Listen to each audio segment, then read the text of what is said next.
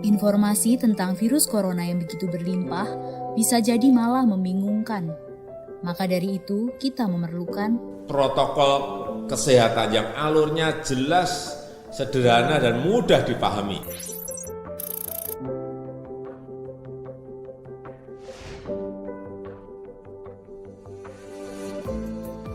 siapa yang berpotensi terpapar virus corona.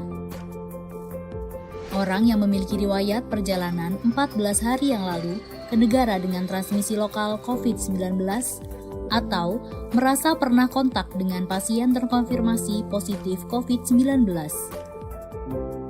Apa yang perlu dilakukan jika memenuhi dua kondisi tersebut? Bila Anda merasa sehat, maka dianjurkan untuk melakukan karantina diri di rumah selama 14 hari sambil memonitor kondisi tubuh. Bila Anda merasa tidak sehat atau timbul gejala, segera lapor ke petugas kesehatan atau hubungi hotline center Corona untuk mendapatkan rujukan pemeriksaan ke fasilitas layanan kesehatan. Gejala apa yang perlu diperhatikan?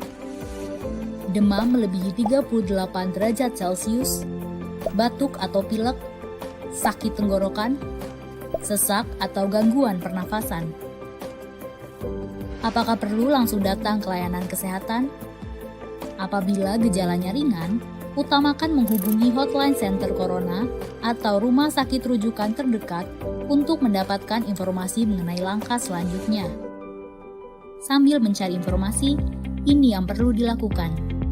Tetap hindari keluar dari rumah, istirahat yang cukup, banyak minum air putih dan makan makanan bergizi, mempraktekkan kebiasaan bersih seperti cuci tangan, dan membersihkan area-area yang tersentuh permukaan tangan. Gunakan masker agar percikan dari batuk atau bersin tidak mengenai orang lain, bahkan di dalam rumah sekalipun.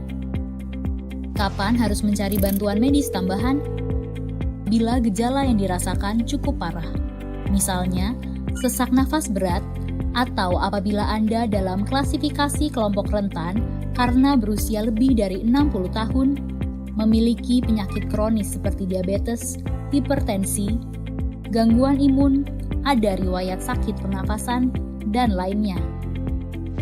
Apa yang perlu dilakukan bila gejala berlanjut dan harus ke fasilitas kesehatan?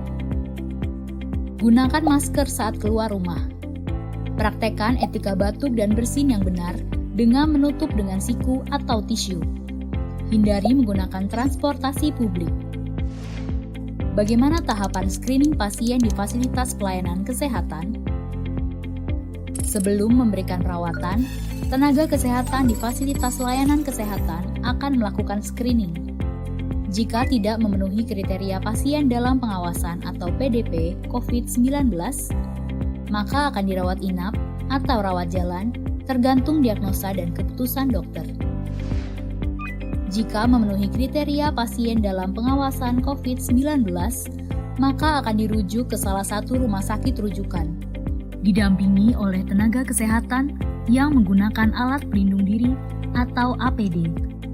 Di rumah sakit rujukan, spesimen pasien diambil untuk pemeriksaan lab dan pasien akan ditempatkan di ruang isolasi.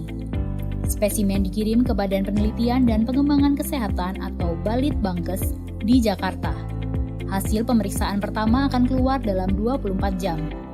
Jika hasilnya negatif, pasien akan dirawat sesuai dengan penyebab penyakit.